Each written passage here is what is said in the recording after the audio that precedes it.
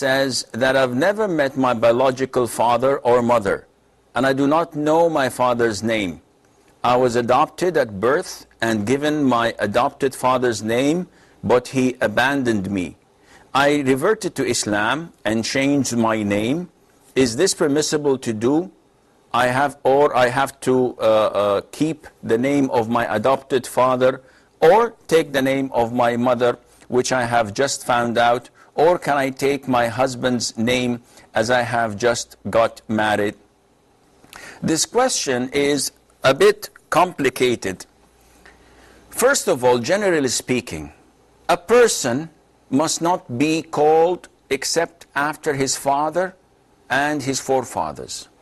So what many Muslim women do, due to their imitation of the disbelievers or of the non-Muslim countries and traditions, when they get married, they change their name to their husband's name. This is totally prohibited, and it has to be changed. And it's awkward when people call for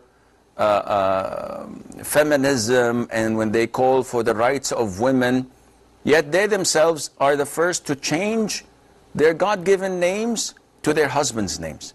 In Islam, we don't have this.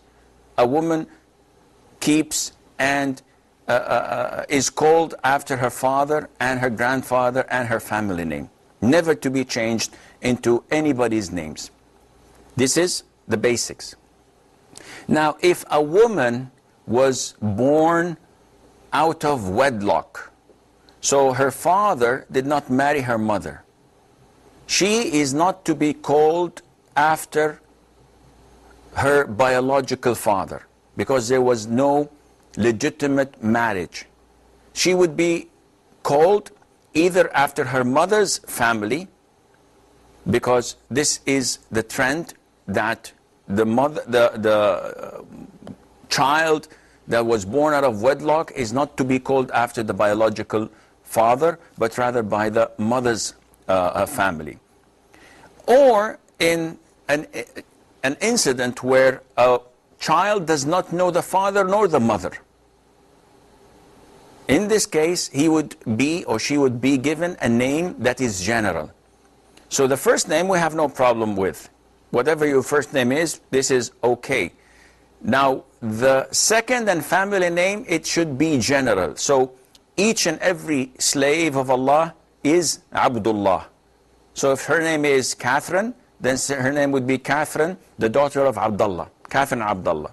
If she took a Muslim name, her name would be, let's assume, Zainab bint Abdullah, daughter of Abdullah, or Abdul Rahman, because this fits all humans, Muslims and non-Muslims. They are all slaves of Allah. They are all slaves of Ar-Rahman.